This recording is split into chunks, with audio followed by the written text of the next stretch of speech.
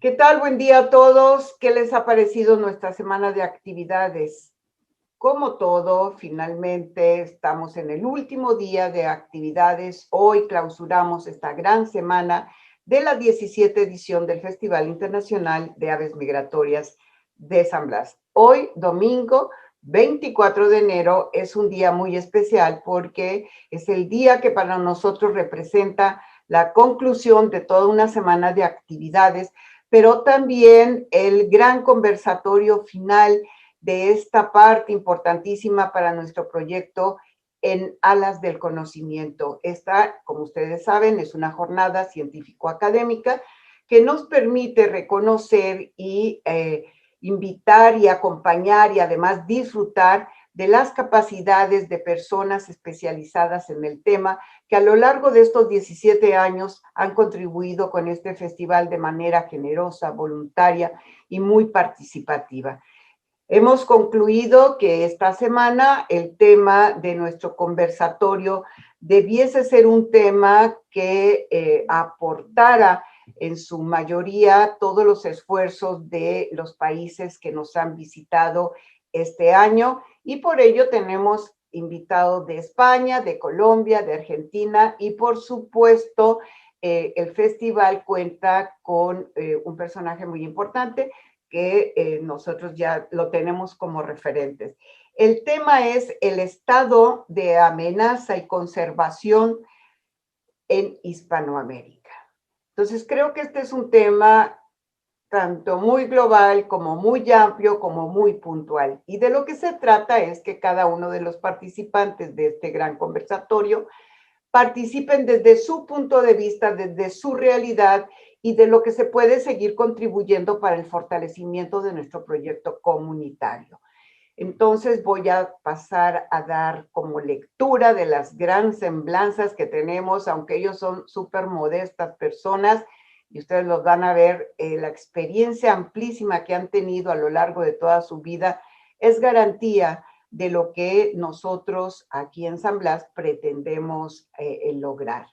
Y entonces, si me permiten, voy a dar paso en lectura a la semblanza del magíster Carlos Arturo Albriú.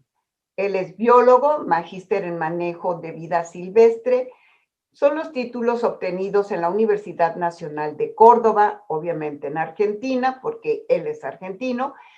Fue director de fauna silvestre de la provincia de Santa Cruz en los años 1991 a 1994, secretario de Extensión del Rectorado de la Universidad Nacional de la Patagonia Austral, los años de 1998 y 2001, a 2001.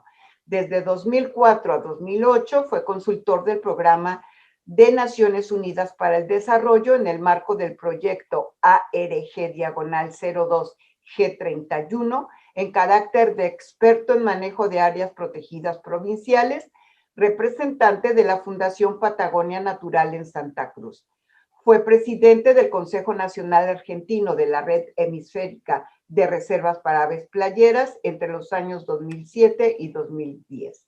Asesor en la Cámara de Diputados de su país del 2011 al 2014. En el 2014 asumió como diputado electo por la localidad de Río Gallegos en la Cámara de Diputados de la provincia de Santa Cruz, siendo autor de la Ley de Áreas Protegidas de la provincia de Santa Cruz, actualizando además la Ley de Fauna de la provincia misma y la Ley de Estudios de Impacto Ambiental, incorporando la figura de fragmentación de hábitats. Promovió la creación de la Dirección Provincial de Áreas Protegidas y otras leyes de orden social.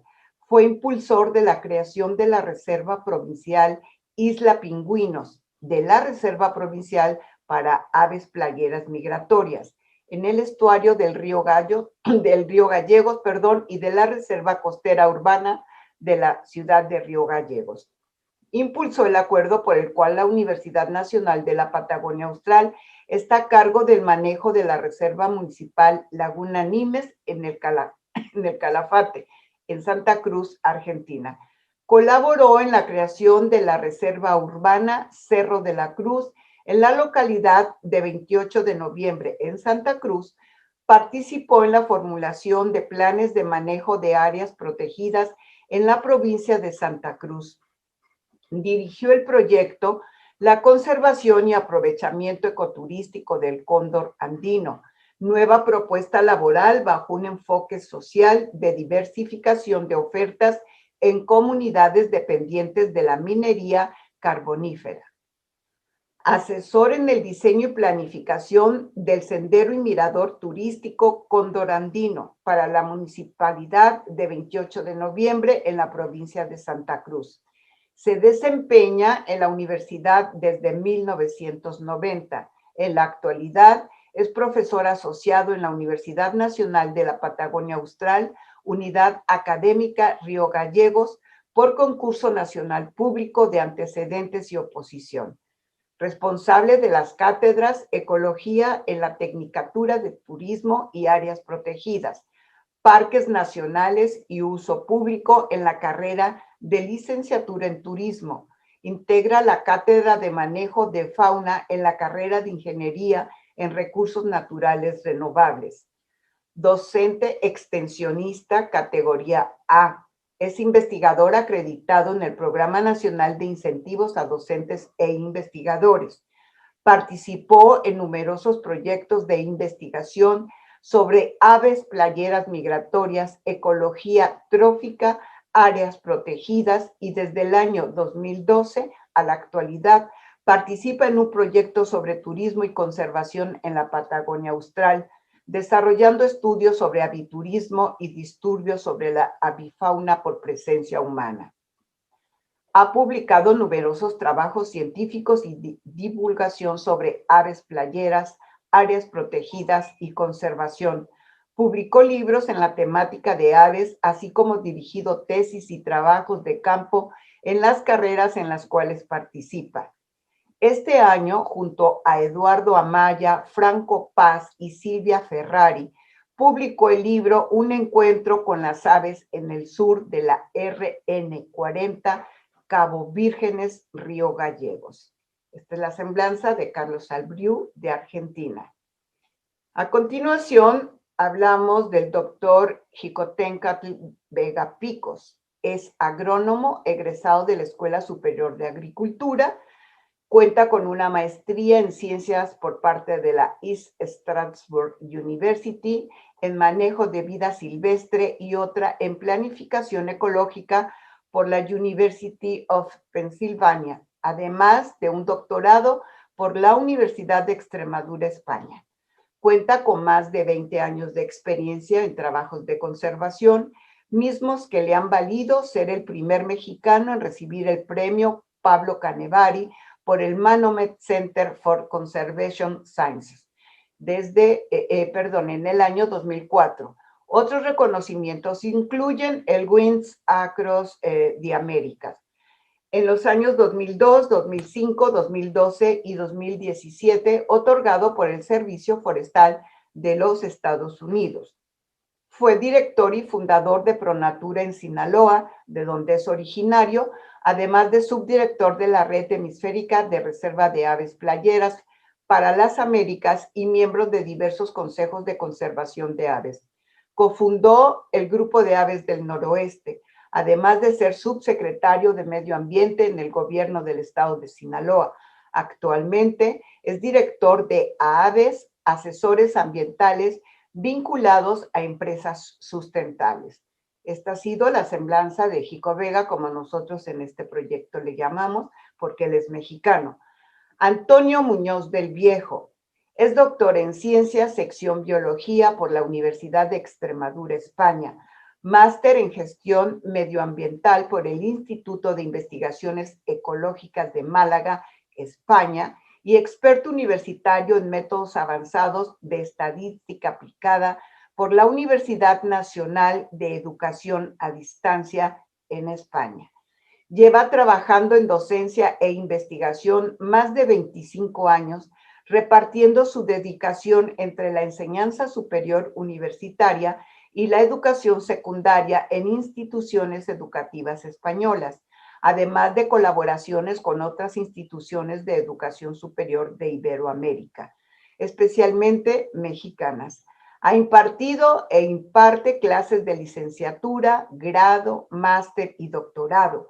Ha dirigido 8 tesis doctorales, más de 50 trabajos fin de máster y trabajos fin de grado en diferentes universidades, en Extremadura, España, en la Autónoma de Sinaloa, en México, en el Instituto Técnico de Estudios Superiores de Monterrey, en México, en la Autónoma de Madrid, España, Antonio de Nebrija, en España, Internacional de La Rioja, España, y Francisco de Vitoria, en España. Su trabajo ha tenido y sigue teniendo una vertiente fundamentalmente académica, además de la investigación y de las tareas de gestión. Su tesis doctoral trató sobre la eficacia reproductiva de paseriformes y gran parte de su trabajo de investigación se desarrolla con la biología de la conservación de especies de aves acuáticas y uso y gestión de recursos naturales. En México, coordinó el Comité Técnico para el Ordenamiento Ecológico Costero del Estado de Sinaloa, siendo profesor de la Universidad Autónoma de Sinaloa, y desarrolló proyectos de investigación sobre los problemas de conservación de aves playeras en ese estado, los cuales culminaron con varias publicaciones, ponencias en congresos internacionales y la dirección de una tesis doctoral.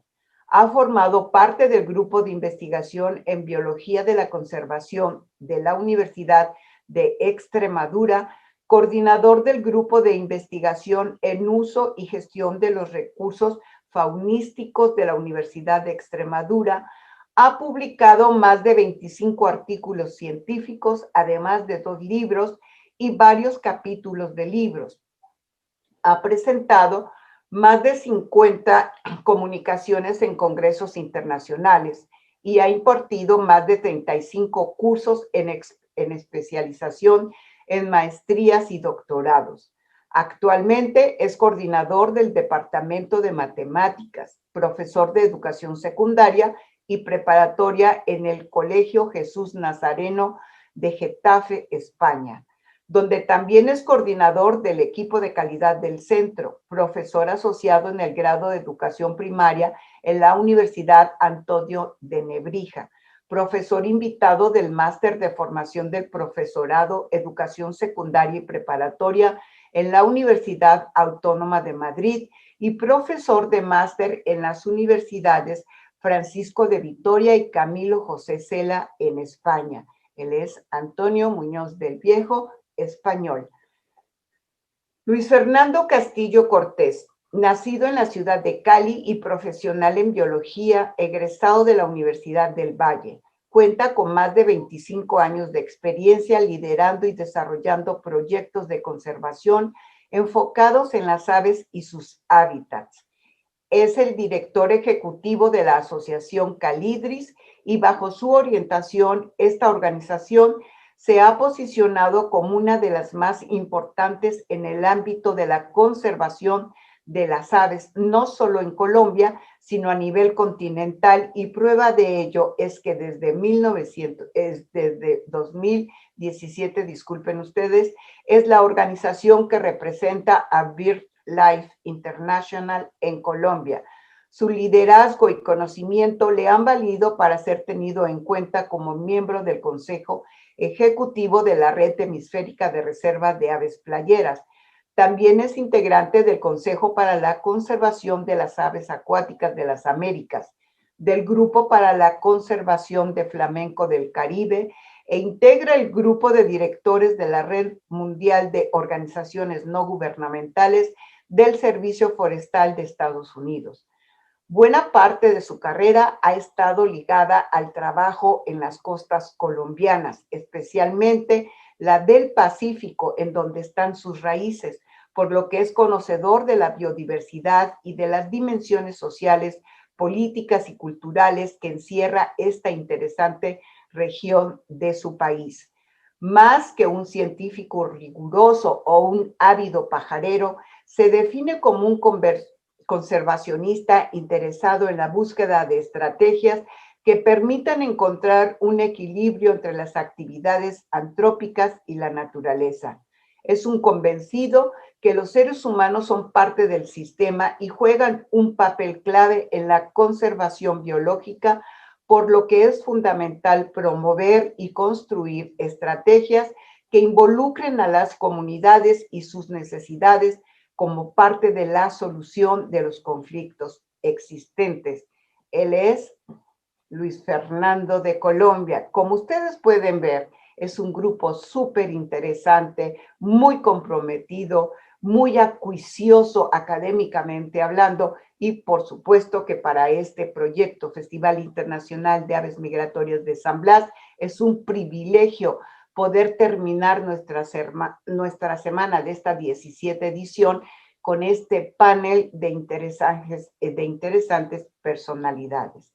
A continuación, lo que vamos a hacer para este conversatorio, vamos a ir descubriendo a partir de 3 grandes preguntas cuál es su opinión, cuáles son sus intereses en el tema y sobre todo cuáles son las propuestas que han ido recogiendo ellos también a lo largo de toda esta semana y por supuesto en el interés del tema.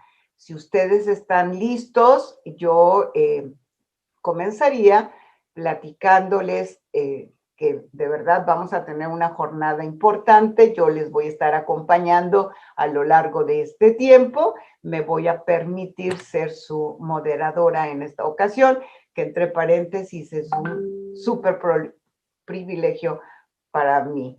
La primera pregunta que tenemos que hacer es la siguiente. Desde su contexto, perspectiva personal, ¿cuál es la amenaza más visible para la conservación? No sé quién quiera comenzar en este sentido. Si quieren que los escoja yo, pues los escojo yo. Pero si no, pues iremos en el orden que nos permita la cuadrícula. Y entonces tenemos a Antonio Muñoz del Viejo como primer participante. Bueno, pues muchas gracias, Rosaura, gracias por la presentación y gracias al festival por una vez más contar con mi humilde experiencia para contribuir a su desarrollo.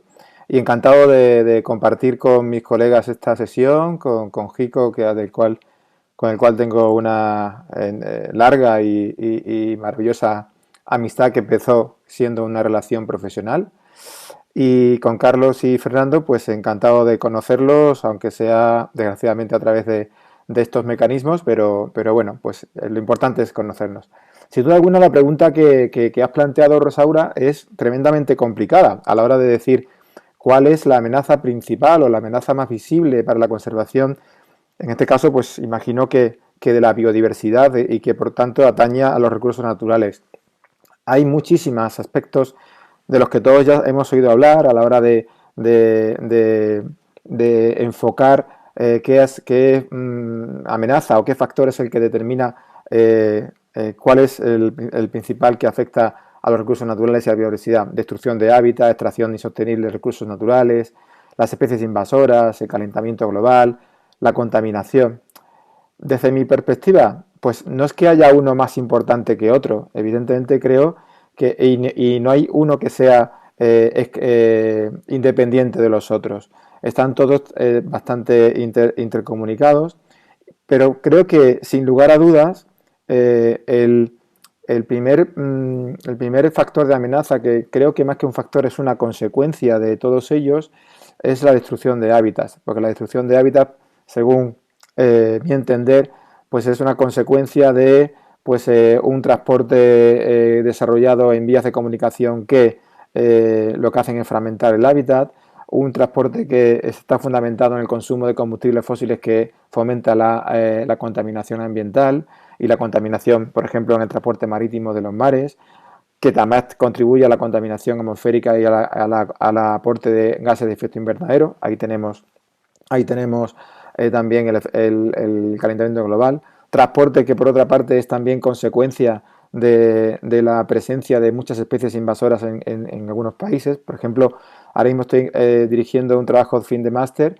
de un estudiante de biología que está haciendo un estudio en España sobre la presencia de Vespa betulina, que es una avispa que, no, perdón, una abeja que ha venido de China y ha venido accidentalmente en contenedores con material de China a la península ibérica. Vino a Francia y luego a la península ibérica.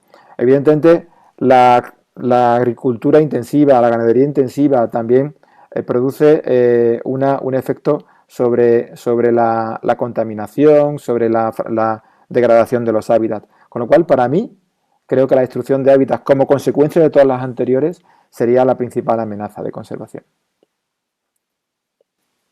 Pues bueno, ahí tenemos nuestra primera respuesta. Creo que estamos entrando en un tema importante. Jico Vega, tu turno. Bueno, pues buenas tardes a todos. Como siempre, un gusto estar en este festival. Creo que debemos de, o sea, como principal amenaza para la conservación, yo me iría en sí que los actores principales en esta problemática, pues somos los humanos, ¿no? Y sobre este punto es en donde considero yo que nacen el resto de las otras amenazas, ¿no?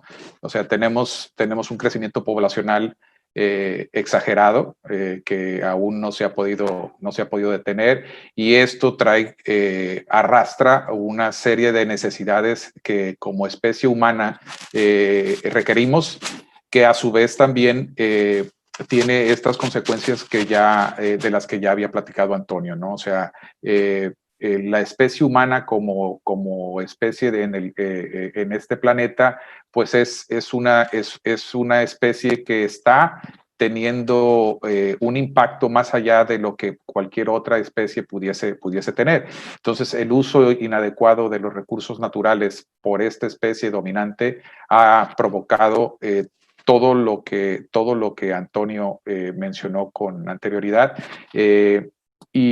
Y luego, bueno, pues entonces, pues ni modo de que digamos vamos a desaparecer la especie humana, ¿no? Entonces, de seguir estas tendencias probablemente sí ocurra, pero pues, esperemos que eventualmente esto no suceda.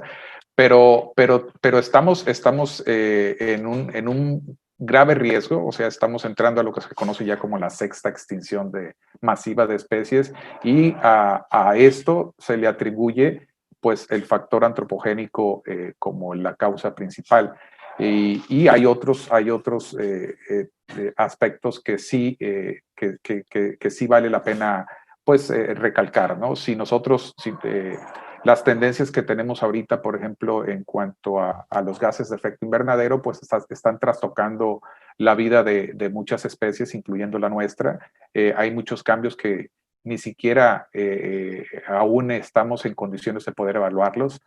Entonces, considero y coincido pues que todos estos factores que mencionó Antonio son los causales principales de los problemas de conservación que tenemos, pero quien lleva la lista en todo esto, o quien arrastra esta lista, vamos a ponerle así, pues es sin lugar a dudas la necesidad que el humano como especie tiene de sostenerse en sí, y que desafortunadamente pues lo ha hecho de una manera pues no sustentable, ¿no? A costa de la supervivencia de otras especies. ¿Vale? ¿Te parece, Carlos Albión? ¿Cómo vamos ahí con esta última aseveración de Jico?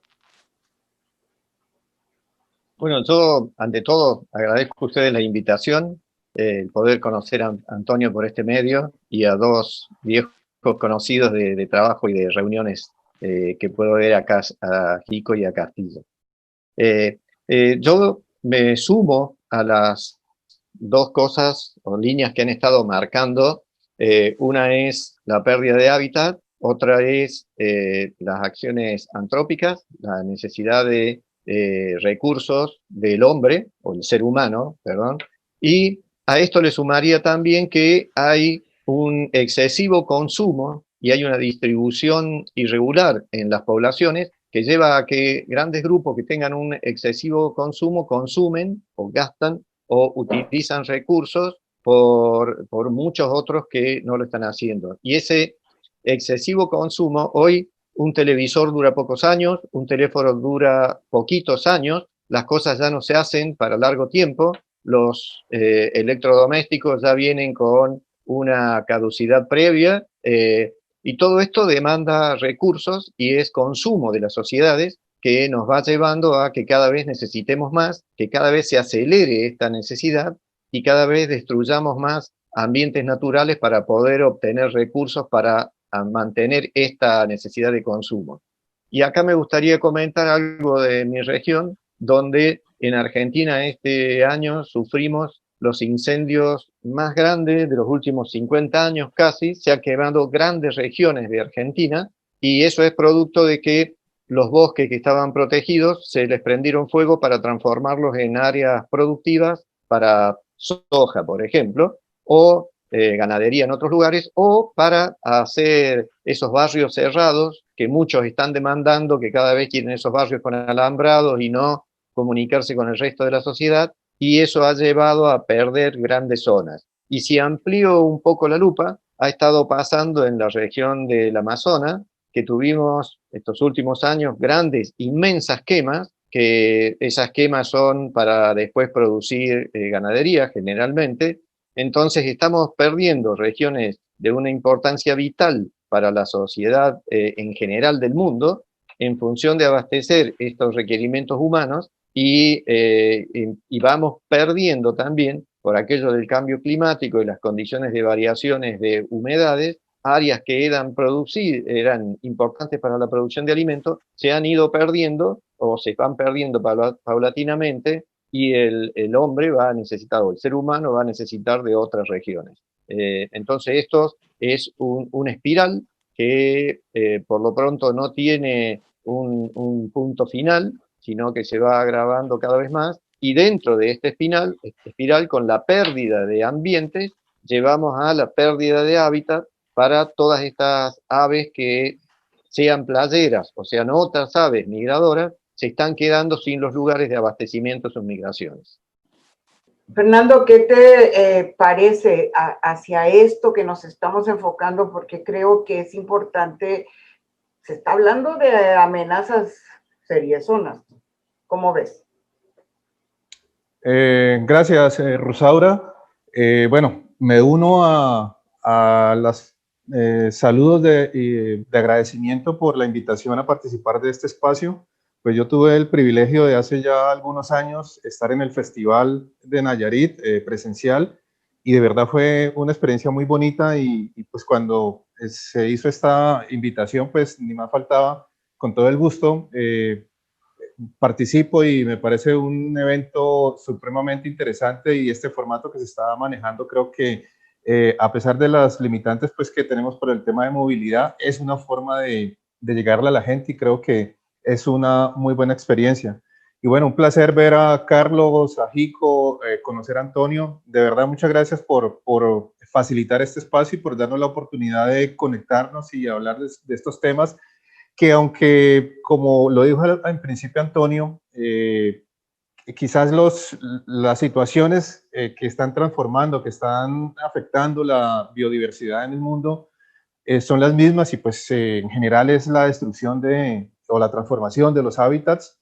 Localmente van cambiando los motores que generan esa transformación. Acá en mi país, en Colombia, por ejemplo, el mayor problema que tenemos en cuanto al tema de conservación es la deforestación, y la deforestación se viene dando por tres factores fundamentales. Uno, la minería ilegal, que ustedes seguramente escucharon. Hace 5 años nosotros firmamos un acuerdo de paz que permitió, digamos, terminar con un conflicto armado de casi 60 años.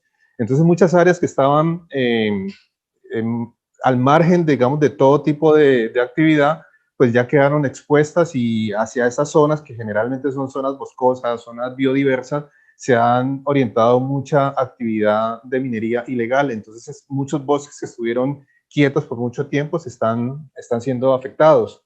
Ese es un factor. El otro es obviamente la agricultura y la ganadería, que también se está extendiendo a zonas pues, que antes no había, y lo que está haciendo es que se están llenando de monocultivos, de otro tipo de coberturas. Y el último, pues es algo que no hemos podido acabar, que son los cultivos de uso ilícito, entonces que también han seguido creciendo. Entonces digamos que aunque en cada uno de nuestros países seguramente la deforestación es un problema grave, el motor, el que lo genera es lo que hace la diferencia.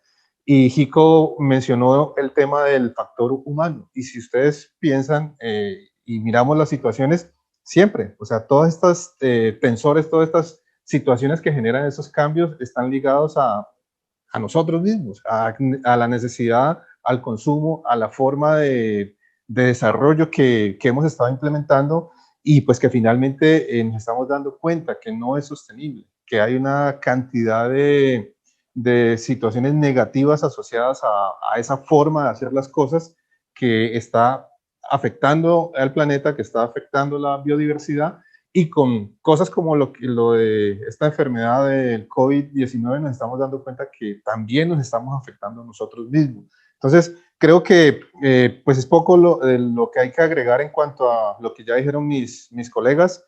La situación que están afectando a la conservación de la biodiversidad, digamos que ya sabemos qué es lo que la genera. El problema es cómo vamos a enfrentar esa situación, cómo vamos a resolver esa situación, porque la generamos nosotros mismos. Y en un continente como el nuestro, como el continente americano, muchas de esas situaciones están asociadas a la pobreza, a que la gente necesita recursos. Entonces no es solamente decirle a las personas no consuman o no tumben el monte o no hagan esto, sino que qué alternativas les vamos a ofrecer o les vamos a dar para que cambien esa transformación por actividades más sostenibles. Déjenme, fíjense que creo que todo mundo estamos como en esta parte de la coincidencia. Yo les estoy escuchando y de repente se me viene una serie de preguntas automáticamente. El asunto de la intervención humana por indolencia, desconocimiento o necesidad. Esto es sumamente grave, sobre todo porque cada vez más vemos comunidades que están trastocadas, aparte de sus propias situaciones internas, por este asunto del entorno. Entonces, lo que se me da en la siguiente cuestión, en la siguiente pregunta, ¿no? Es, desde el punto de vista comunitario, ¿qué estrategias que fungieran como herramientas de fácil acceso se pueden visualizar para que las comunidades se apropien de ellas y se visualicen mejores resultados? Porque lo que ustedes están diciendo es que a todas luces la intervención humana es la causa principal de esta amenaza en la conservación del entorno. Entonces tendríamos que empezar a ver qué hacer, qué estrategias, hacia dónde le vamos a dar para que esto pueda tener menor impacto y se vaya un poco conteniendo. Obviamente es un trabajo de larguísimo tiempo y además de voluntad. ¿Cómo podemos entender esto en esta ocasión? Jico le toca ahora, aparece, la pantalla se cambia, no sé por qué.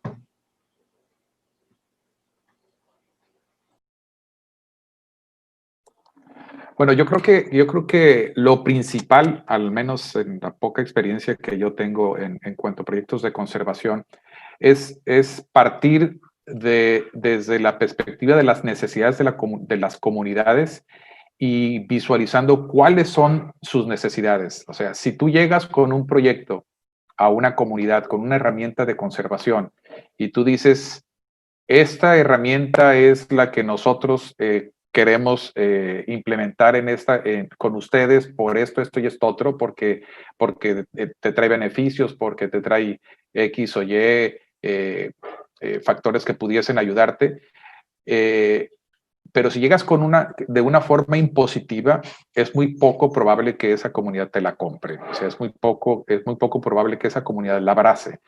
Entonces, lo que tienes que hacer es, al menos es una de las sugerencias que yo pudiese tener, pues es tener una participación muy estrecha con ellos, tener pláticas informativas, talleres, que ellos empiezan a conocer que realmente el sitio en donde ellos viven es un sitio importante desde la perspectiva ecológica.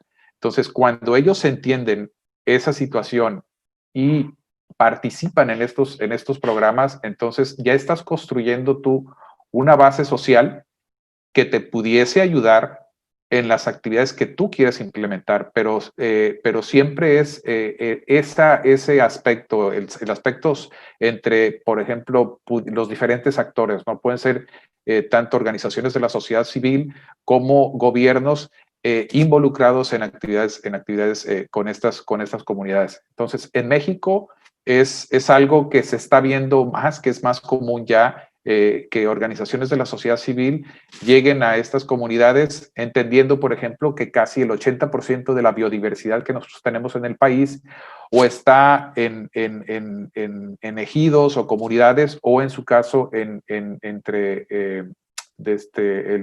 pequeños propietarios, ¿no? Entonces, si tú quieres conservar ese segmento de los ecosistemas tan importante que pudiese estar en este 80%, entonces tienes que abrazar y tienes que apoyarte en estas comunidades.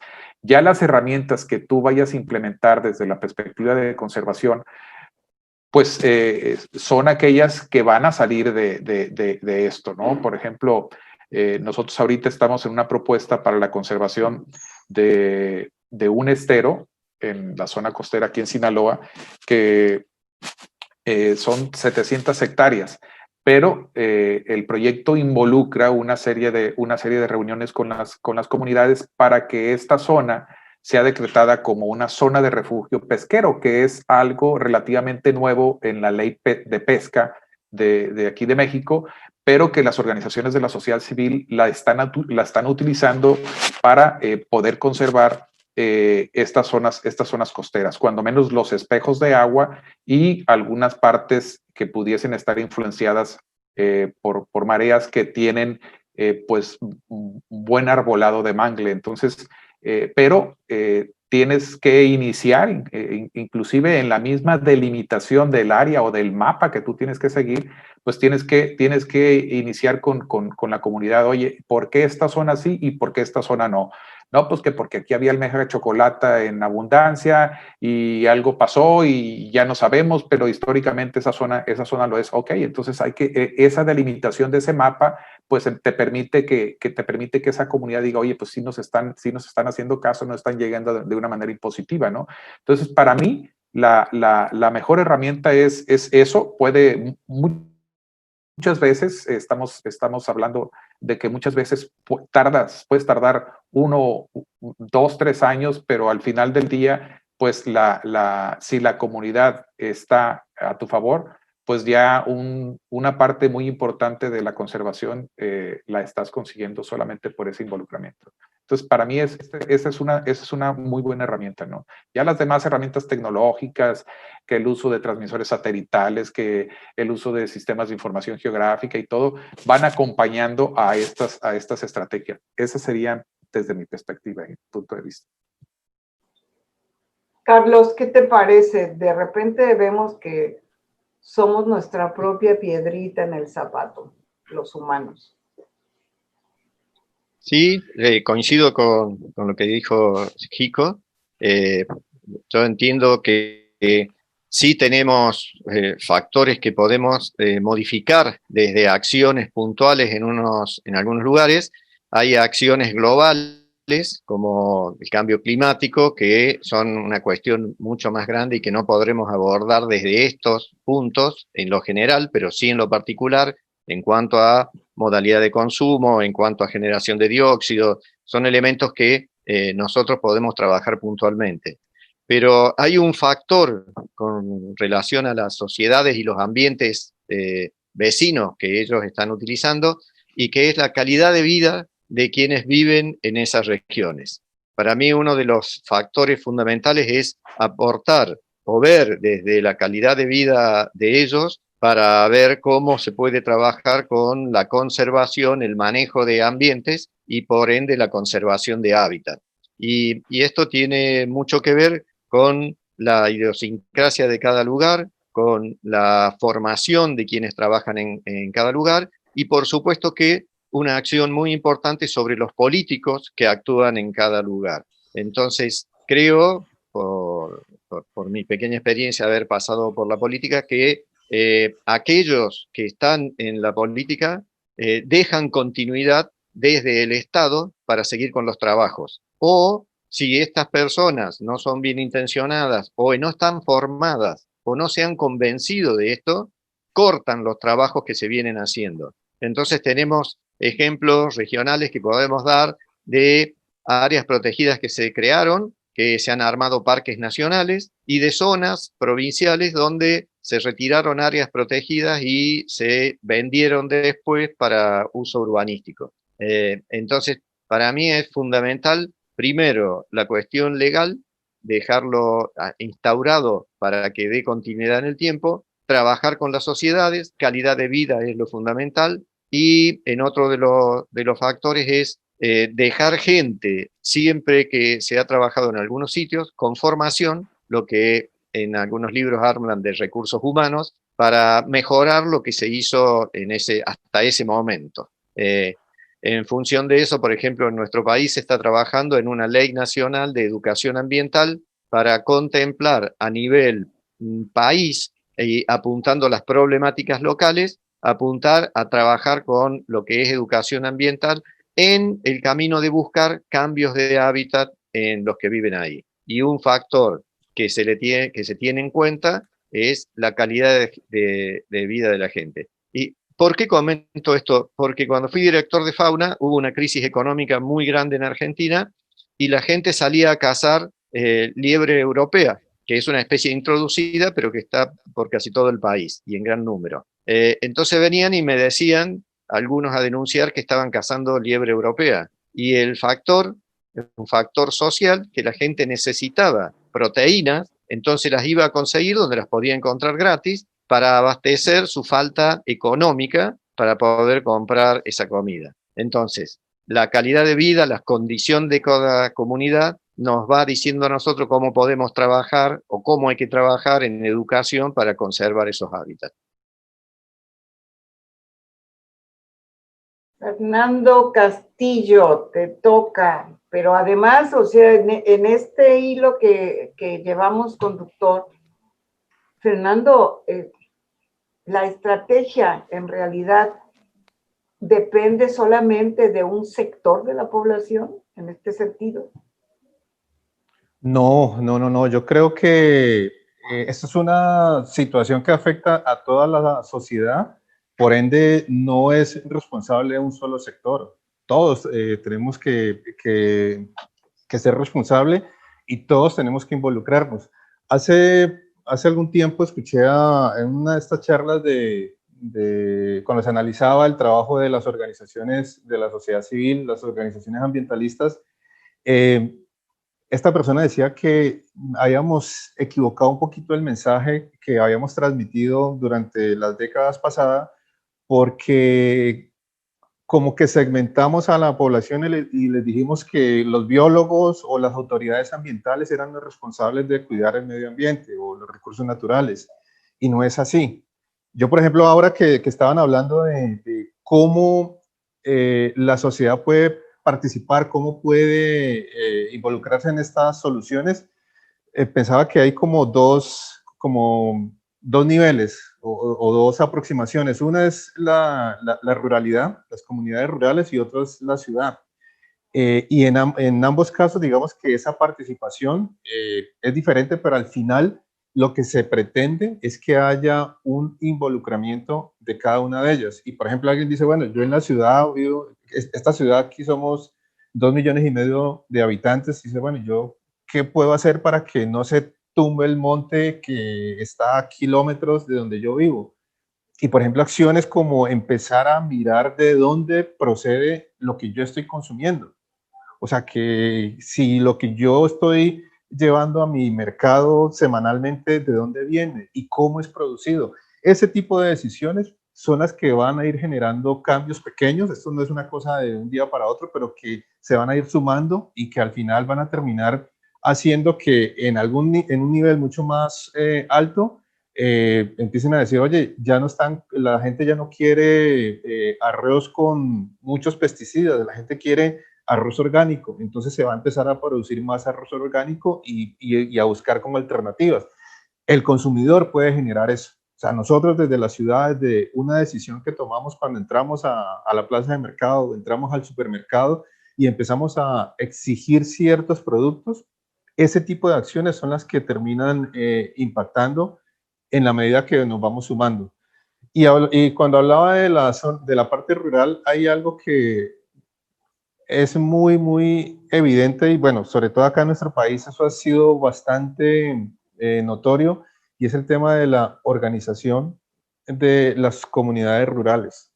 Fíjense que cuando alguien, una empresa nueva o alguien quiere llegar a trabajar en una zona, lo primero que intenta hacer es acabar con la cohesión comunitaria que hay, empezar a dividir, empezar a hacer que esa comunidad deje de pensar como un solo grupo. Y yo creo que es fundamental que la organización comunitaria se mantenga y se involucre en ese tipo de decisiones y de acciones, porque una comunidad organizada es una comunidad que puede liderar procesos, que puede mantener proyectos y que puede tomar decisiones que finalmente pueden favorecer a la biodiversidad. Nadie quiere vivir mal, ni en la zona rural ni en la zona urbana. Todos queremos tener una vida tranquila, una vida digna, tener satisfechas ciertas necesidades. Nadie quiere vivir mal. Entonces siempre va a haber ese interés de hacer las cosas bien, pero a veces cuando se divide a la comunidad, cuando se la separa, cuando se rompe esa cohesión que debe existir entre ellos, es que se empieza a, como decimos acá en Colombia, cada uno a tirar para su lado y es cuando se aprovechan y llegan, digamos, estas propuestas de desarrollo que terminan impactando y dañando todo lo que se ha construido durante muchos años.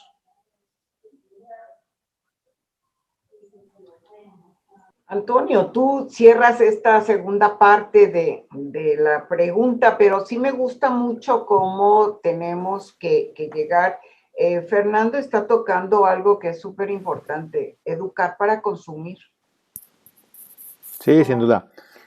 Bueno, pues la verdad que en términos taurinos, a mí me dicen mis estudiantes que cómo me pueden gustar los toros siendo biólogo, ¿no? Bueno, pues me gusta el arte taurino y entiendo que para los animalistas sea de alguna u otra manera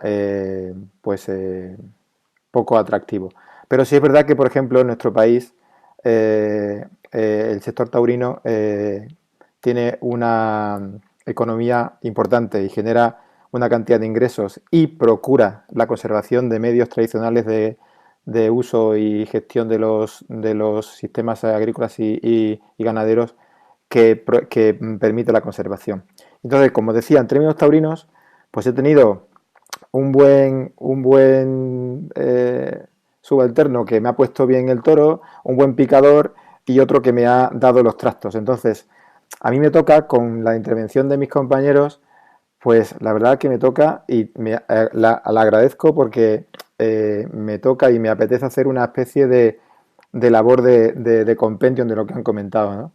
Y estando completamente de acuerdo con todo lo que dicen ellos, pues evidentemente, empezando por lo que ha comentado Fernando, que ha sido el último que ha intervenido, porque a mí me parece tremendamente importante, que está ligado con lo que ha comentado Carlos, y es, queremos vivir bien, y lo importante es procurar la calidad de vida de los habitantes. ¿Y qué es sino la biología de la conservación?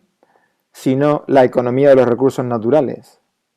Si no tenemos una buena gestión económica de los recursos naturales, no vamos a poder procurar que nuestras poblaciones estén donde estén en entornos rurales o estén en entornos urbanos, vivan bien. Evidentemente, el que vive en población urbana lo que requiere es una disponibilidad de los recursos para su bienestar, ya sea estrictamente nutritivo o bienestar en otro tipo de necesidades, inmediato, pero también lo quiere el que vive en un medio rural, entendiendo, como ha dicho Carlos, la singularidad del medio rural, pero sin que en el medio rural exista formación, pues evidentemente están expuestos, como también ha dicho Fernando, a que esa falta de formación les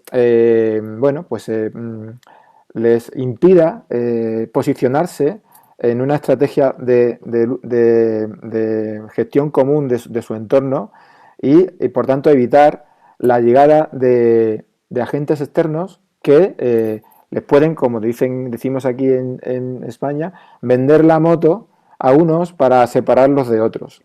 Si conseguimos mantener esa singularidad y conseguimos formación, pues también y que haya gente, como también ha comentado Carlos, que su experiencia en la gestión política trascienda después de su paso por la administración y contribuya a que a esos entornos cercanos se mantengan cohesionados, pues totalmente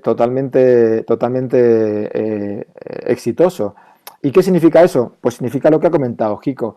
Significa que hay que involucrar directamente a los vecinos, hay que procurar una acción en conservación de divulgación y, evidentemente, porque los biólogos, porque los conservacionistas no somos los que solo tenemos que hacer conservación. Quizás somos los que estudiamos los aspectos de conservación y necesitamos reconocer cuáles son los factores a manejar para hacer esa gestión adecuada de los recursos naturales que redunde en una buena economía del entorno local. Porque, como habéis comentado también, más del 90% de la biodiversidad que hay en el mundo está fuera de las áreas naturales protegidas. Entonces, si no gestionamos bien esos entornos, fuera de lo que legalmente se puede considerar que son paraísos para la conservación, pues vamos a quedarnos con el 10%. Entonces no tiene mucho sentido. Y quería terminar con una paradoja que me ha parecido interesante el comentario en la intervención primera de Fernando, ¿no? Cómo también las situaciones políticas y las situaciones sociales históricas producen fenómenos paradójicos, ¿no? Una situación tremendamente triste y y desgraciadamente muy prolongada en el tiempo, como es el conflicto armado de las FARC en Polonia, en Colombia, como no se podía entrar en el bosque se conservó. Curioso, pero ¿a costa de qué? A costa de una situación social totalmente inaceptable, ¿no? Y claro, el problema ha sido que de esa gestión, de esa situación se ha salido felizmente, pero no se ha sabido salir adecuadamente. Entonces, ya directamente, pues ha habido una afección salvaje del bosque, ¿no? Pero eso también tenemos ejemplos aquí en mi país, ¿no? La deforestación de la Amazonía, pues es una reclamación, una exigencia conservacionista por parte de muchos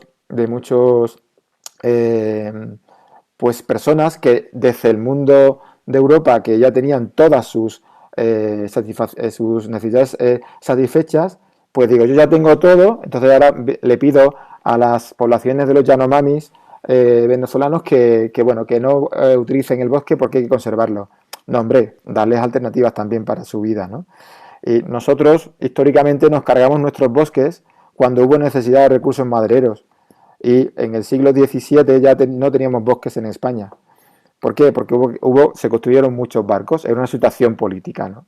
Entonces, hay un dicho y acabo con que se estudia mucho a la hora de historia de España y que se comenta a nuestros estudiantes de la preparatoria, y es que en España, pues en el siglo XVI, una ardilla podía entrar en el país por el estrecho de Gibraltar y llegar hasta la frontera francesa y no pisar el suelo, ir de árbol en árbol. Ahora eso es completamente imposible, ¿no? Entonces, bueno, pues creo que está claro que hay que contar con las personas que están pues gestionando directamente los recursos de su entorno, sin duda alguna.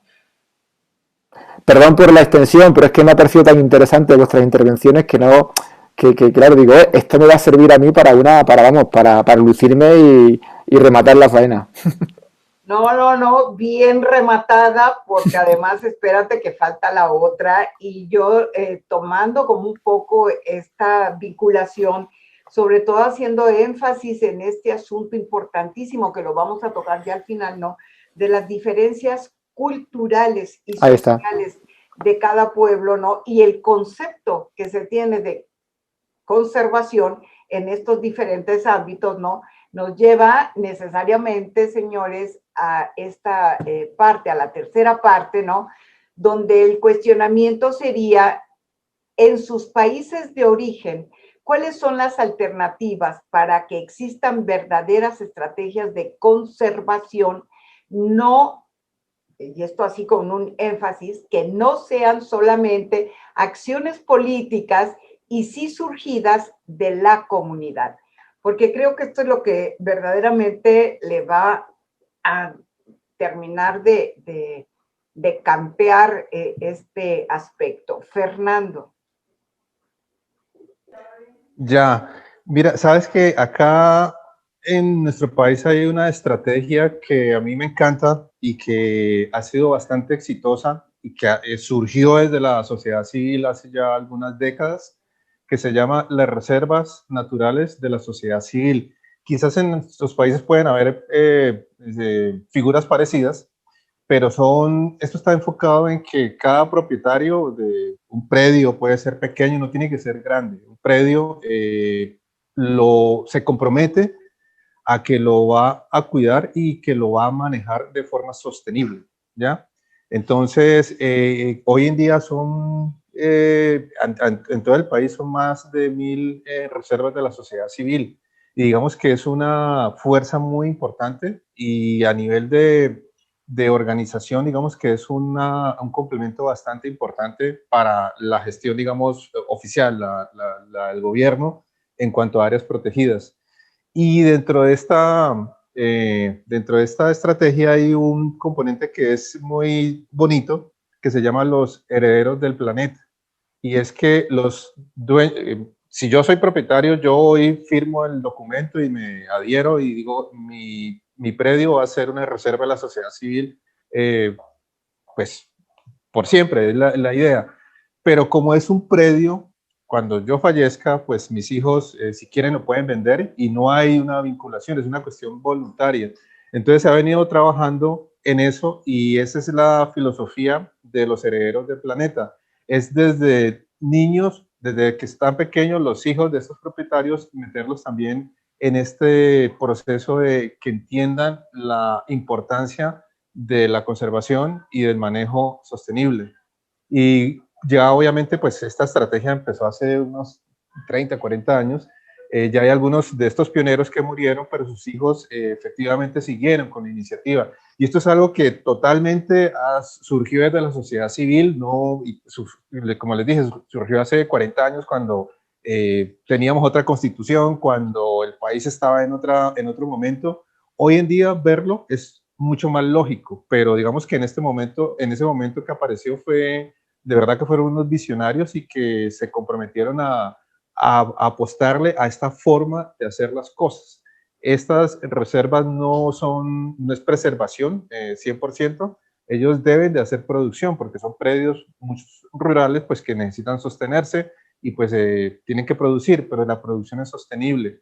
Entonces, a mí esta experiencia me parece de las más bonitas que se han dado en el país por toda la génesis que tuvo, de cómo surgió, todo lo que han tenido que soportar, momentos muy complicados, pues cuando el conflicto armado estaba en su punto más álgido, y estas personas estaban allí soportando y haciendo lo que desde su convicción y desde lo que ellos habían pensado, creían debían hacer. Entonces, esto es un ejemplo que para mi país y digamos de lo que yo conozco me parece muy interesante, y es que desde la sociedad civil este tipo de cosas pueden funcionar y pueden ser, digamos, unos motores de cambio, porque aparte de estas reservas, aparte de, digamos, de cuidar la parte de biodiversidad, también generan unas dinámicas con los vecinos y con la comunidad que finalmente se convierte como en un dinamizador de todos estos procesos sociales en el área donde se encuentran.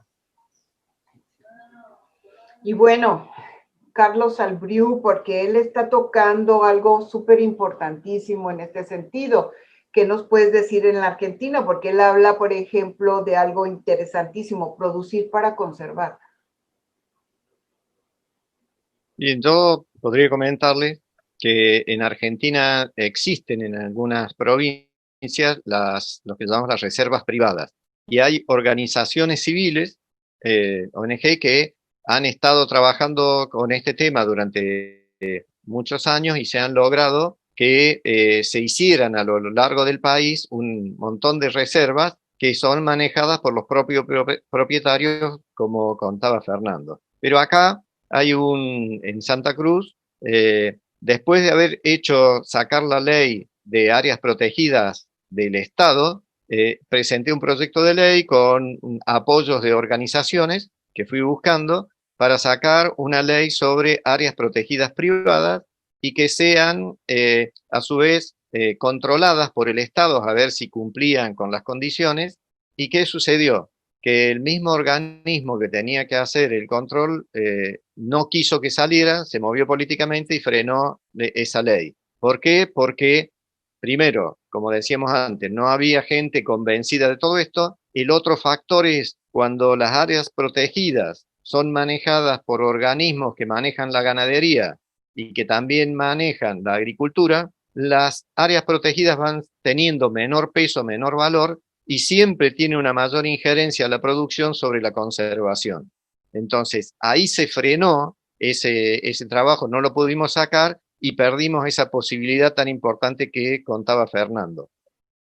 Por otro lado, hay grupos y organizaciones trabajando y ya están por lograr que se saque un plan nacional para la conservación de aves playeras, que eso es importante porque hay muchísimas ONG trabajando, agrupaciones en cada ciudad de la costa que están siendo representadas y que es un proyecto que se discutió entre los habitantes a través de la ONG de cada región y se llevó una propuesta y aprobaron en una instancia, faltan 2 más para que sea aprobada por nación. Entonces, ahí hay un movimiento de los integrantes de las comunidades que terminan impulsando a que los políticos tengan que dar respuestas sobre una necesidad que le están pidiendo. Y ese es un camino interesantísimo para seguir, porque después de haber sido diputado, muchas veces le puedo comentar que conseguir las manos en la Cámara se hace muy difícil para aprobar leyes ambientales,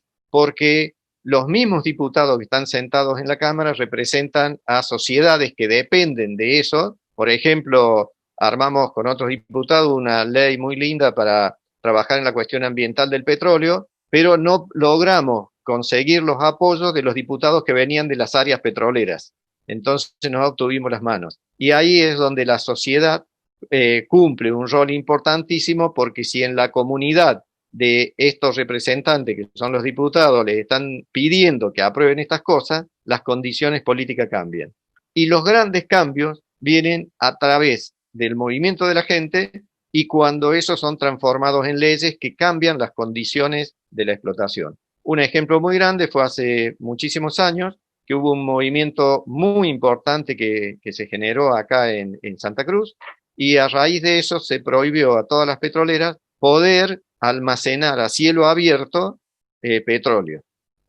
Fue allá por la década de los 90 que tuvimos discusiones muy grandes, que el problema era que ellos eran los que manejaban la plata de la provincia, pero fue tal el movimiento provincial que se terminó sacando una ley y se prohibió eso. Entonces yo creo que está la educación ambiental en cada localidad, el trabajo con la comunidad, pero una comunidad organizada, como dijo Fernando, si llega a generar cambios en las estructuras legales, deja para el futuro un camino mucho más abierto y de mejor manejo para la conservación.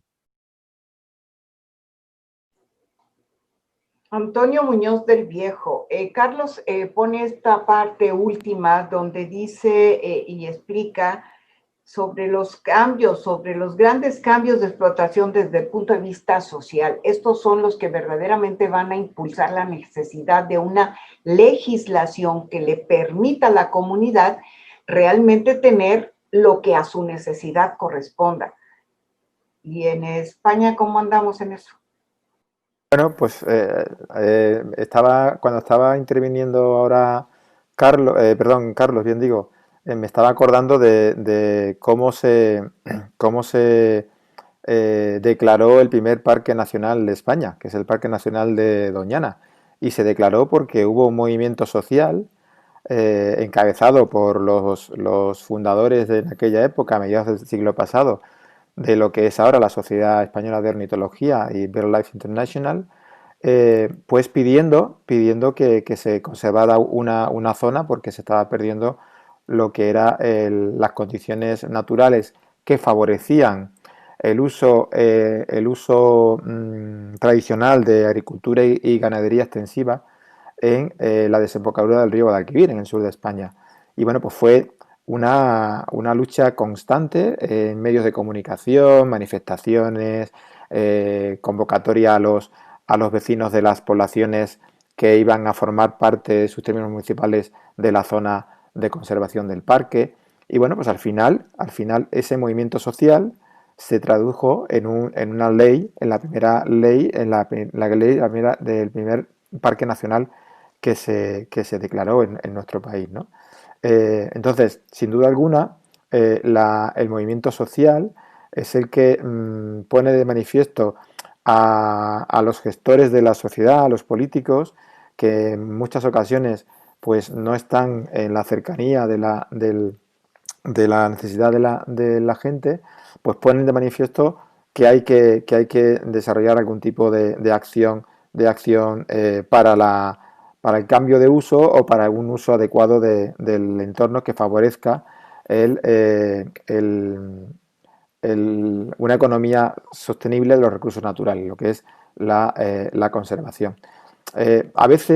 A veces ese tipo de movimientos o de acciones sociales o de acciones de la sociedad civil no se traducen en una legislación adecuada, sino en una especie de manera de entender el aprovechamiento del entorno como consecuencia de determinadas circunstancias. Y por ejemplo, en nuestro país, como ocurre en la mayoría de los países que han hablado Carlos en la primera intervención, de la heterogeneidad en la concentración de la población humana, que provoca grandes necesidades de recursos, haciendo alusión a la intervención de Jico, pues en nuestro país desde hace 20 años hablamos de la España vaciada. El medio rural se está quedando vacío, se está quedando aislado porque, bueno, pues hay menos recursos que en las grandes ciudades.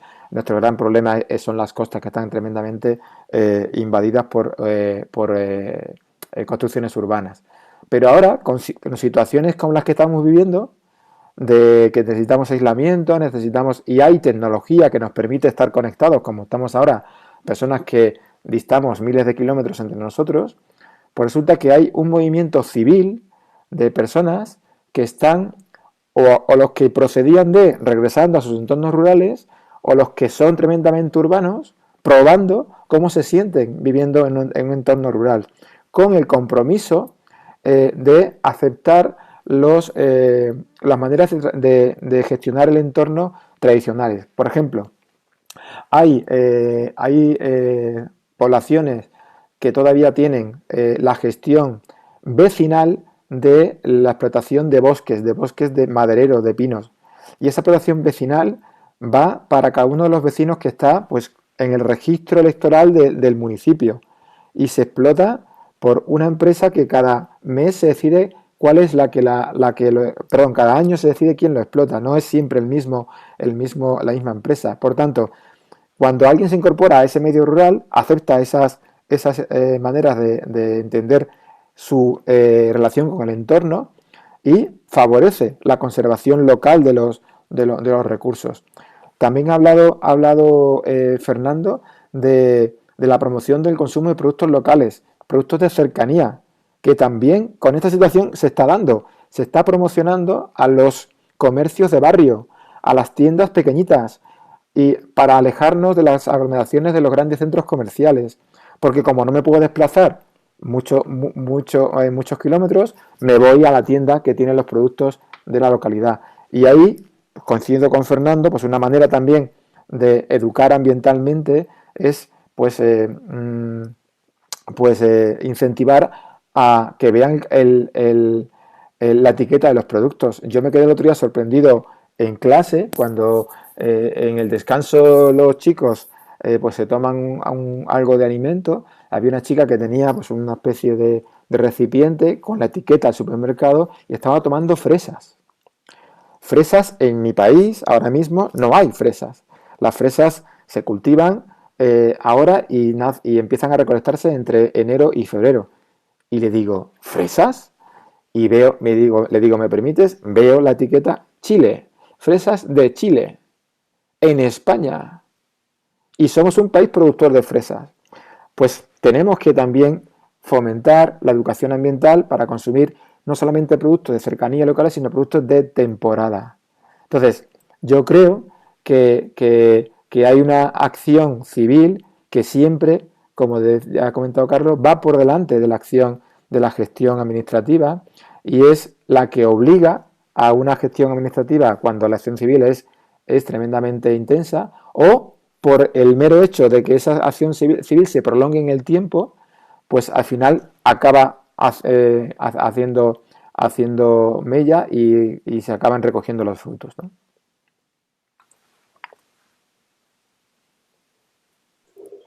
Jico, te toca esta parte importantísima del tema, porque lo que estamos escuchando en voz de Fernando, a nosotros en México en este sentido nos atañe muchísimo, ¿no? Y sobre todo en este énfasis que él pone, ¿no? Fomentar para consumir local y de temporada, porque México, a pesar de ser un país muy rico, ¿no? En productos y en variedad, también importa, como en el caso que él está poniendo en la mesa, ¿no? Nosotros a estas alturas estamos importando frijol, estamos importando maíz, productos nacionales, productos que tenemos, pero en esta intransigencia cultural que se está volviendo, ¿no? El asunto tan muy ponderado de la globalización. Ahí, ¿qué hacemos, Jico? ¿Qué hacemos en México? Te tocó la rifa del tigre. Bueno, yo creo que es, o sea, quien tiene que empujar la carreta siempre es la sociedad civil. O sea, como se ha dicho los tres que me antecedieron, ¿no? O sea, el problema es que mientras no haya una demanda de estos productos locales o de estos productos que se consumen o que se produzcan en zonas cercanas, pues va a ser difícil, ¿no? Entonces nos van a traer salmón importado de Chile, que pues la forma como se produce, es más, para empezar, el salmón ni siquiera es de esa región, ¿no? Sin embargo, pues es un producto que aquí lo tenemos y van a seguir viniendo muchos otros productos, ¿no? Entonces, voy a poner un ejemplo de mi hijo Jico, que estudió antropología. Él se fue a Puebla y su servicio social lo hizo en el estado de Tlaxcala, un pequeño estado en la zona del centro de México. Entonces él estuvo trabajando en organizaciones de la sociedad civil y siempre siempre en las acciones de conservación, lo quieran o no lo quieran los políticos, está rondando o el factor común es el empuje que pueden tener las organizaciones de la sociedad civil para precisamente organizar a estas comunidades y poder empoderar a estas comunidades en la conservación de los recursos naturales y también, como en el caso de mi hijo, por ejemplo, en lo que él estaba trabajando era en diferentes comunidades en Tlaxcala, en donde mucha de su producción se hacía aunque ellos no lo sabían, se hacían con métodos tradicionales que se pegaban mucho a casi hacer productos orgánicos. Entonces, esta organización lo que el nicho de oportunidad que trabajó fue precisamente eso, ¿no? El visualizar que estos productos, si cumplían o no cumplían con estos requisitos para poder ponerle esa etiqueta de producto orgánico. Y aunado a esto estaba, ok, sí se cumplía, pero los productores no sabían ni siquiera cómo llenar estos formatos que te exigía el gobierno o para poder ponerles esta etiqueta de orgánicos, ¿no? Entonces, esta organización lo que hacía, pues, era precisamente visitar estas comunidades, certificar que los productos tenían este origen orgánico. Ellos ni siquiera lo sabían, o sea, eran maíces criollos, eran calabazas criollas, eran muchos productos que ellos históricamente lo producían, y no solamente eso, sino que también lo comercializaban. Entonces ellos se fueron, vamos poniéndole esta etiqueta orgánica, y si tú ahorita lo vendes en tu comunidad en 5 pesos, pues síguelo vendiendo en 5 pesos, pero si te sales a este mercado que está en la ciudad de Tlaxcala, entonces tú lo vas a poder vender en 15 o 20 pesos más. Entonces, pues, ¿qué hacían? Bueno, satisfacían las demandas de las comunidades, y ellos se iban con estas etiquetas a estos mercados y obtenían un precio más por ese producto, que ni siquiera sabían el potencial que ellos que tenían ellos en esto, ¿no? Entonces, volvemos otra vez al factor organización de la sociedad civil en paralelo o en coordinación con los personajes o las personas o las comunidades que tienen estos recursos naturales, y en este caso pues era la producción muy, muy puntual de ciertos productos locales, ¿no? Entonces ellos se dieron cuenta de esto, lo aprovecharon, y ahora estas comunidades están teniendo un poquito más de ingresos económicos, y se organizaron tan bien que ahora pues tienen un mercado en donde ellos pues comercializan estos productos, ¿no? Entonces ahí estás dando el resumen de lo que por ahí se mencionó, ¿no? Todos queremos tener un beneficio, queremos tener un bienestar. Entonces no es solamente el satisfacer una necesidad, que en este caso es la alimentación, ¿no? Sino que hay otras necesidades que se tienen que satisfacer, hay que mantener a la familia, y si esta certificación te da ese beneficio, pues adelante. Lo que probablemente siga, o no sé si ya lo hicieron, porque mi hijo pues se vino para acá, pero creo que va a ser el tema de su maestría, es si esto ya se pone en una ley estatal, ¿no? O sea, el que los productos certificados puedan tener X o Y proceso de producción, y que su venta con estas etiquetas pues ya pues se comercialice y se venda pues de mejor manera, porque como dijo Fernando, ¿no? El mundo está cambiando, y ya son muchas las personas que están solicitando productos que sean más ecológicamente amigables en su producción, ¿no? Yo también, o sea, saliéndome o regresando un poquito a la pregunta que las alternativas que existen para que existan verdaderas estrategias de conservación. Concuerdo también con Fernando en el sentido de que en México se han desarrollado ciertos mecanismos para la conservación, y el origen se da en la conservación de las tierras privadas, en donde las organizaciones de la sociedad civil asistían o se ponían de acuerdo con los propietarios de esos terrenos, y te hacían trajes a la medida para la conservación. Podrían utilizar servidumbres ecológicas, podrían utilizar la compra directa de los terrenos, ponerlos a perpetuidad, etcétera, ¿no? Pero de ahí fue tanta la presión de las organizaciones de la sociedad civil que ya en la ley de vida silvestre se permite estos mecanismos. Entonces salen lo que son las denominadas áreas destinadas voluntariamente a la conservación.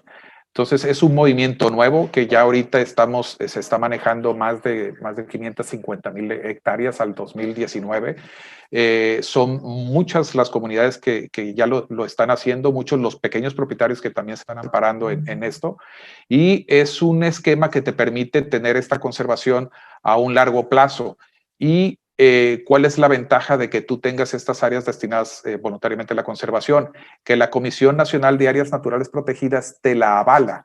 O sea, la institución encargada de las áreas naturales protegidas, cuando te da el certificado de que tienes un área destinada voluntariamente a la conservación, prácticamente las hectáreas que tú pongas en ese esquema de conservación tienen, por decirlo así, lo digo entre comillas, la misma validez que pudiese tener un área natural protegida. Pero aquí se le suma otra ventaja en términos de conservación que creo yo que es importante. Aquí se le suma, por ejemplo, la Comisión Nacional Forestal. Tú tienes un área que es otra dependencia federal que hermana, por decirlo así, de la Comisión Nacional de Áreas Naturales Protegidas. La CONAFOR tiene un fondo que es el llamado Fondo Forestal. Todos los cambios de uso de suelos que se dan en el país, todas las multas que tiene la Procuraduría Federal de Protección al Ambiente, todos esos recursos que son de una u otra manera captadas por el gobierno federal se van a este fondo. Entonces ya se estableció un mecanismo para tener recursos en donde pueden participar empresas, pueden participar gobiernos, pueden participar las mismas comunidades. Entonces tú aportas un peso y el gobierno federal a través de este fondo te da otro peso. Pero la ventaja es que tú dices, ok, yo quiero que este pedacito de tierra que están, estas 450 hectáreas que están en el municipio de San Blas, Nayarit, que están destinadas voluntariamente a la conservación, reciban ese recurso y ya por ley, pues tú vas a tener ese recurso por 5 años y puedes tener la capacidad para renovar esas anualidades o esos recursos después de que pasen esos 5 años. Entonces, si tú quieres, es una zanahoria la que se está utilizando, pero al final de cuentas, ya el que estemos hablando de más de 550,000 hectáreas bajo estos esquemas de conservación, pues es otra alternativa más a los métodos tradicionales que son las áreas naturales protegidas, que muchas veces, como en el caso de Sinaloa, tienes conflictos entre la entidad federal, en este caso la CONAM, y los propietarios de los terrenos, porque pues no tienes apoyos para la conservación, porque el propietario o la comunidad dueña de estos recursos siente que le han robado su derecho de una explotación de estos recursos, ¿no? Entonces, la clave para mí, tratando de resumir esto, porque ya me extendí y ya sé hambre, es el que las organizaciones de la sociedad civil sean las que empujen esta carreta o que dirijan esta carreta de la conservación y hagan ver a los políticos o a las gentes que están en la toma de decisiones que la conservación es un mecanismo que te paga y paga en base a los servicios ambientales que te proveen. Entonces, pues por ahí yo creo que estaríamos caminando y creo que pudiéramos decir que es lo que al menos en América Latina se visualiza como uno de los esquemas. No sé si en España lo estén haciendo, pero pues en base al ejemplo que dio Antonio sobre el Parque de Doñana, pues es también una iniciativas ciudadanas que terminan en acciones de conservación. Listo. Fíjense que me parece muy interesante porque finalmente, efectivamente, a modo de colofón, lo has hecho muy preciso, Jico, en este sentido, lo que pudiésemos tener como en conclusión de estos tres grandes temas que hemos tratado en este tiempo, en esta temática del último día de nuestro conversatorio, ¿no? Podemos estar hablando de que se hace necesario de la participación innegable y permanente de la sociedad civil, y más bien de la sociedad civil, pero de toda la sociedad en su conjunto, porque incluso aquí entra la parte de la voluntad gubernamental. sí capacitar a la gente que toma decisiones, esté o no dentro de los conceptos de gobernanza, porque recordemos también que existen el asunto de los empresarios y la iniciativa privada, que también tienen como cierta injerencia en algunos de los tipos proyectos o planes que finalmente se aplican en ciertas zonas, ¿no? Y que también terminan siendo definitorios en la toma de decisiones gubernamentales. Aplicar dentro de una política de conservación, sea nacional, sea estatal o sea municipal, tendría que venir siendo, ¿no?, en la propuesta de educar para construir y participar, ¿no?, en la conservación, pero para la toma de decisiones de la misma, a partir de la sociedad en su conjunto. De si no podemos seguir segmentando ni sectarizando, es importantísimo desde nuestro punto de vista de este proyecto comunitario que le hemos denominado, ¿no?, el Festival Internacional de Aves Migratorias de San Blas, que sea la sociedad, ¿no?, también que forme parte de esta obligatoriedad de ser corresponsable, porque a lo largo de todo este tiempo que hemos estado platicando, vemos cómo el ser humano, yo por eso decía hace rato, se ha convertido en su piedra en el zapato, pero también como al mismo tiempo, ¿no?, nuevas generaciones, nuevas propuestas se dan cuenta de que si esto sigue por la intransigencia, como lo que Carlos Albiú decía de las plataformas petroleras, ¿no?, pues no vamos a terminar ni unos ni otros, porque todos nos necesitamos, todos tenemos una interrelación. Y como Fernando decía, es decir, paradójicamente, cuando más destrucción existía en su país, mucho más campos de conservación había, es decir, donde podemos encontrar el justo medio, ¿no?, o de estas cosas que Antonio Muñoz estaba poniendo en la mesa cuando las ardillas podían recorrer 2 países porque era tal la cantidad de árboles que existían que no había ningún problema. Creo que en la educación fundamentalmente está el meollo del asunto. Y no solamente educar significa ir a una escuela, sentarse, qué sé yo, tener una instrucción académica. Educar es fortalecer, es cultivar el interés por el otro, por lo que tenemos que dejar, ¿no?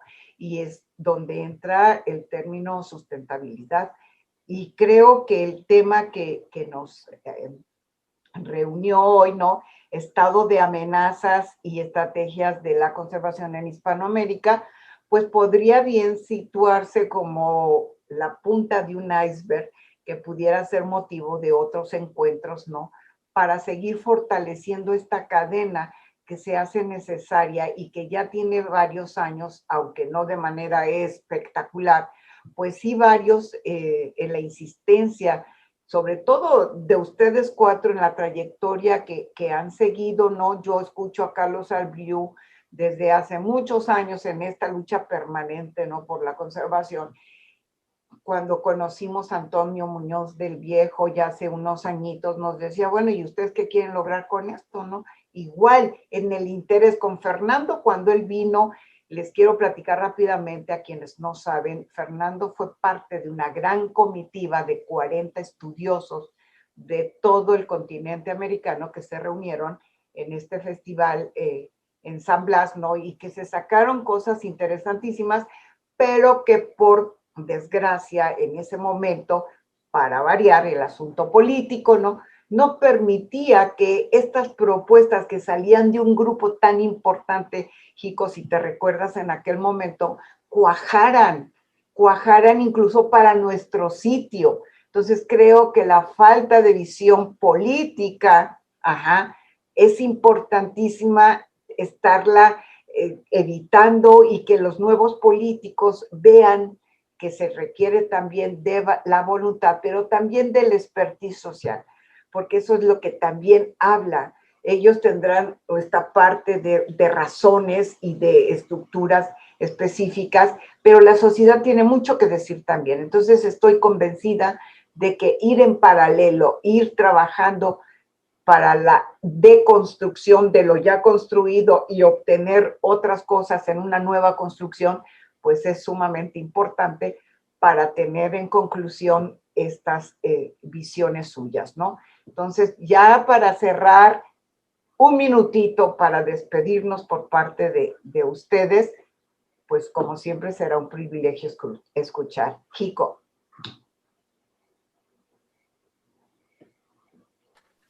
Bueno, pues, o sea, yo creo que queda mucho camino por delante, pero también hay que decir que esta situación por la que estamos actualmente pasando, esta pandemia en la que nos estamos viendo inmersos, nos ha servido también para buscar nuevas herramientas, y estas herramientas de comunicación que estamos utilizando, que probablemente hace 2, 3 años, pues ni siquiera las teníamos en nuestra mente porque lo hacíamos vía correo, vía WhatsApp, pues enriquecen, ¿no? O sea, y esto esta es, vamos, dentro de lo malo, pues esta es la ventaja, ¿no? Que podemos conectarnos para hablar de temas de conservación y poder, pues, visualizar que no todo lo que estamos haciendo en México está mal, y que muchas de las cosas que se están haciendo en Colombia, que se están haciendo en Argentina, que se hicieron en España,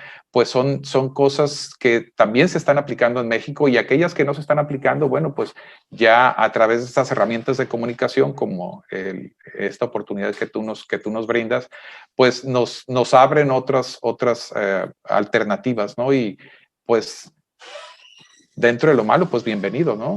No hubiera visto yo a Carlos o a Fernando o a Antonio en un año si no hubiese sido por esta oportunidad que nos brindas, ¿no? Entonces, son herramientas nuevas de conservación que tenemos que mejorarlas, que tenemos que, sobre todo, continuar utilizándolas, y pues yo agradezco la oportunidad que nos diste para poder, pues, ver a 3 grandes amigos míos de manera muy personal, que he tenido la oportunidad de convivir con ellos pues ya por muchos años, ¿no?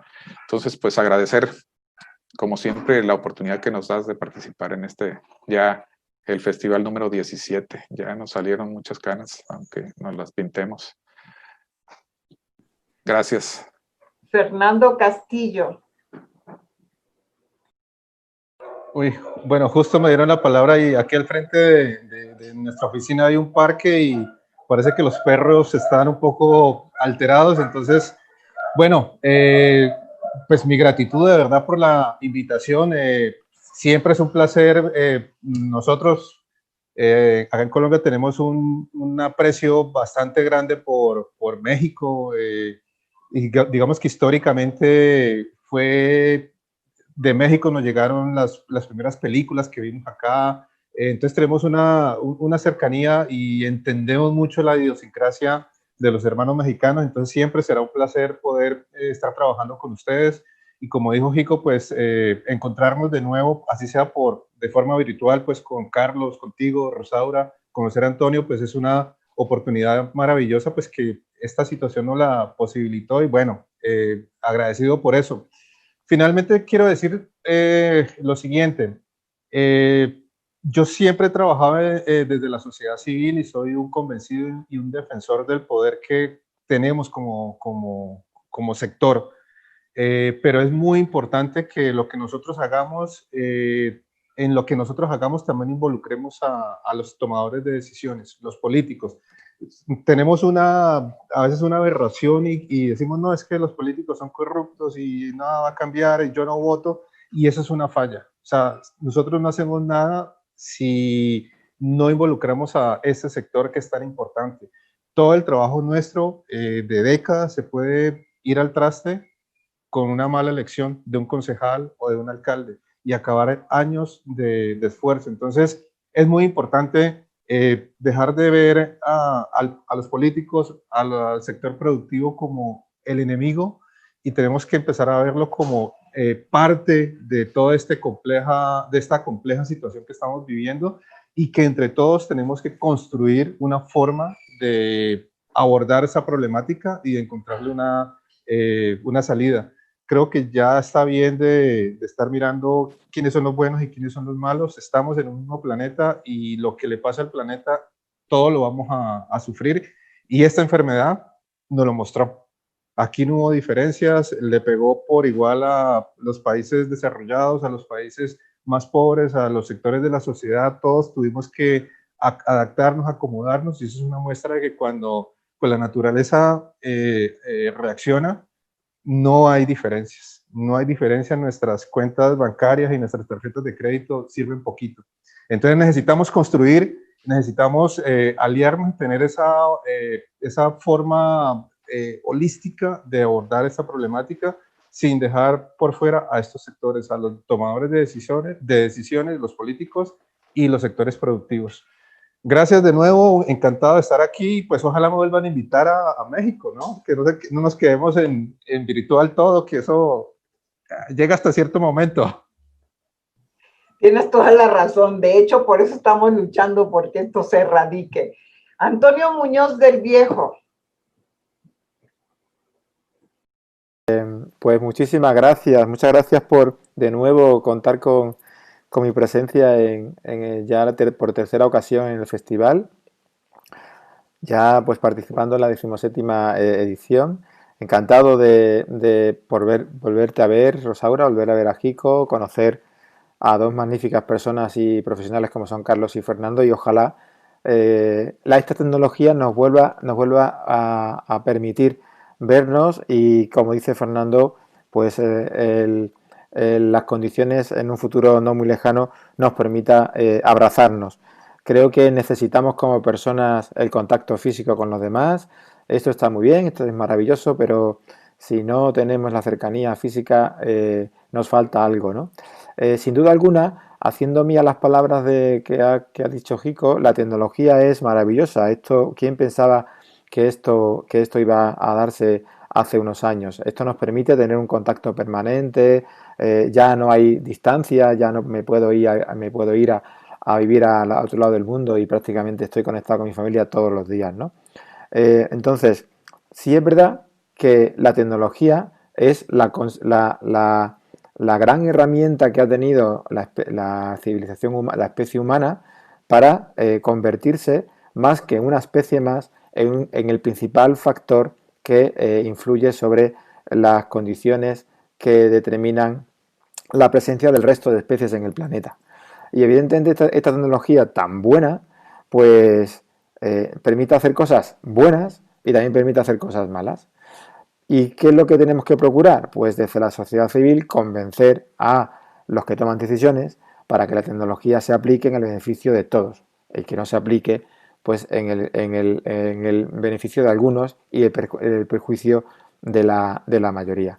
Indudablemente, si no contamos, como estáis comentando, con los que toman decisiones o los que al final tienen la gestión de los recursos que manejamos todos, pues difícilmente se van a poder llevar a cabo estrategias de conservación pues a pequeña o a mediana o a gran escala. Es importante, como también pasa con una institución empresarial o con una institución educativa o cualquiera, que cada elemento se sienta parte de la institución y que se sienta partícipe, pero para eso tiene que el líder hacer que los demás nos sentamos partícipes, y eso es muy importante. Ha hablado también Jico al principio de lo baldío, lo estéril que es llegar a una comunidad e intentar poner en marcha un proyecto de conservación por imposición. Eso no sirve para nada. Mientras no convenzas, no vas a contar con la implicación de nadie. Por tanto, tenemos que seguir, como dice Fernando, desde la sociedad civil, alzando la voz, la sociedad civil tiene que defender causas y razones que sean científicamente ciertas y por tanto justificables. De ahí tenemos que echar mano de la academia tiene que acompañarnos como sociedad civil para que apoye nuestras demandas, y evidentemente si la sociedad civil se apoya en la academia, el político gestor pues no tendrá más remedio que pues unirse, y esas tres patas constituyen un triángulo fundamental que no se cae. Una silla con dos patas se cae, una con tres no se cae. Con lo cual, esos tres elementos son fundamentales para cualquier estrategia de conservación y de gestión de de la economía de los recursos naturales. Una vez más, encantado de estar con vosotros en el festival y encantado de haber conocido a Carlos y a Fernando. Hasta una próxima ocasión. Bueno, Carlos Albriu, te toca cerrar este gran conversatorio que también a su vez cierra la semana de la realización de la 17 edición de nuestro festival. Bien, Rosaura, me sumo a los agradecimientos que han hecho quienes me precedieron la palabra. Agradezco a toda esta tecnología poder verlos a ustedes, que hace tiempo que no los veía, y por supuesto que agradezco también haberlo tenido a Antonio hoy, con quien he visto que coincido en muchas cosas. Con Jico, con Rosaura y con Fernando ya lo sabía, pero ahora agradezco y espero poder comunicarnos con Antonio en otra oportunidad. Y quería comentar que desde el punto de vista de la conservación, trabajando muchos años, habíamos avanzado en algunas cosas, pero cuando nos involucramos en la política, en el caso personal mío, cuando me involucré en la política, llegué a tener puestos de influencia, como puede ser un diputado, el crecimiento en acciones de conservación fueron realmente muy diferentes, muy importantes en relación a lo anterior. Pero ¿qué pasa? A veces uno va con el sueño de hacer un instituto para las áreas protegidas en la provincia y terminás armando una dirección provincial de áreas protegidas que es mucho más chico. Pero ¿qué pasa? Lograste construir lo que antes no había, por lo menos una dirección provincial, que es un salto importante cuando no había un área que se hiciera cargo de las áreas protegidas. Entonces, hay a veces que, primero, involucrar a los políticos, hacerlos parte de lo nuestro, ser con ellos quienes construyamos, y segundo, saber bajar desde el objetivo máximo a uno viable dentro de esta puja de intereses que hay tanto en el Estado como en lo privado. Y acá me gustaría remarcar algunas cosas que me han quedado muy interesantes. Primero, cuando Antonio habla de biología de la conservación. Es un tema muy interesante porque es la utilización de los ambientes, la protección de los ambientes, teniendo en cuenta al ser humano dentro de esa utilización de los ambientes. Y ahí uno con Jico, que cuando nos cuenta lo que trabajó el hijo, yo digo, bueno, eso es biología de la conservación. Es rescatar nuestra cultura, o la cultura en ese caso de ese lugar, ponerla para que la gente mejore su calidad de vida, porque ha mejorado sus recursos, tratando de conservar el entorno, la parte ambiental. Y si eso no es organización social, que es lo que nos decía Fernando, ¿en dónde estamos? Entonces, hay factores de multidisciplinaridad en los trabajos, hay factores de conservación como biología de la conservación utilizando las cosas, hay factores de organización social que nos van llevando, y cuando digo organización social, es lo civil y lo político, formando una sola estructura. Y nos van llevando a generar algunos cambios. ¿Que hay resistencias? Muchísimas. Porque las empresas no quieren perder un peso, porque quieren ver si cada vez le pagan menos al trabajador, porque hay mucha discusión. Pero dentro de todo eso se va creciendo, se va avanzando y vamos dejando algo más organizado. Pero no todo dentro de la conservación son luces brillantes y cosas para aplaudir. Por ejemplo, como no se trabajó con esto de la biología de la conservación, se hizo desde la capital de Argentina una exigencia a la provincia para que entregue 500.000 hectáreas para hacer un parque nacional, porque había un donante europeo que iba a poner plata para hacer eso. Cuando yo me entero de eso, me pongo en contra, no por el parque nacional, porque dentro de esas 500.000 hectáreas hay un montón de gente viviendo, hay un montón de familias participando. Y nosotros, como hemos estado hablando todos, es mejor ir a trabajar con ellos, a organizarnos, a ver cómo se va a conservar, a ver quiénes pueden seguir produciendo dentro de normas que sean amigables con el ambiente. Y eso, para mí, es mucho más importante que bajar desde 3.000 kilómetros que queda la capital nuestra, una orden de que cierto territorio, porque lo planificaron en un escritorio, se va a transformar en un espacio de conservación. Eso para mí es conservación de la vida silvestre, pero es degradación de la vida humana porque no le respetamos la cultura a la gente de esos ambientes. Pero como vemos, lo que cuenta Jico, lo que cuenta Fernando, lo que cuenta Antonio, son infinidad de los casos que son por otro camino, donde contemplan a la gente, contemplan esto de la biología de la conservación, y me quedo parado en ese camino porque es para mí el camino de optimismo del futuro, y cada pequeño cambio es un gran paso. En la investigación y en la generación de conocimiento decimos que es como una escalera. El que va a investigar algo se para en el escalón anterior, que es el que ha generado un conocimiento. Bueno, en esto también. Cada cosa que construyamos es un escalón para seguir subiendo en esta escalera. Muchísimas gracias por invitarnos, Rosaura. Pues bueno, qué tal, señores, les ha parecido este gran conversatorio que culmina, no como tal el festival, pero sí el día domingo de nuestro segmento En Alas del Conocimiento. Y les quiero platicar un poquito de lo que va a seguir a continuación, porque este es el preámbulo de este gran domingo en esta gran clausura de nuestra semana. Tuvimos este importante conversatorio, pero a continuación nos van a presentar el AVE, que va a ser nuestra anfitriona en el 2022, donde esperemos, y como ya lo dijimos aquí todos, ¿no?, sea presencial, donde podamos tener abrazos, risas, anécdotas de manera mucho más cercana que la que hemos tenido hasta ahora.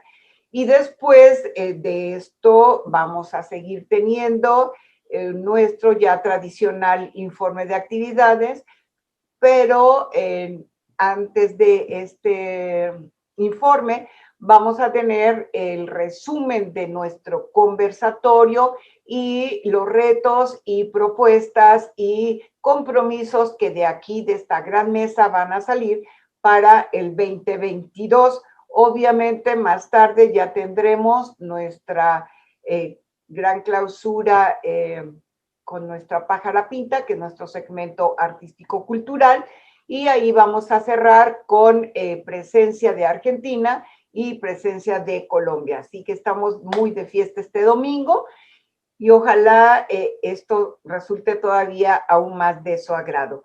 Por hoy, por este segmento En Alas del Conocimiento, les damos las gracias, esperando vernos muy pronto. No dejen de seguir todo lo que además sigue a continuación. Muchísimas gracias. Gracias, señores, los más entrañables. De verdad que en estos 4 personajes hemos encontrado buenos amigos, buenas guías para el quehacer que este proyecto requiere. Y pues nada, mi agradecimiento personal a Carlos Albriu, a Antonio Muñoz del Viejo, a Luis Fernando Castillo, y sobre todo a nuestro referente académico, Jico Vega, porque nos ha acompañado desde el día 1 de este proyecto. Muchísimas gracias y nos vemos más tarde. Chao, chao. Adiós. Gracias.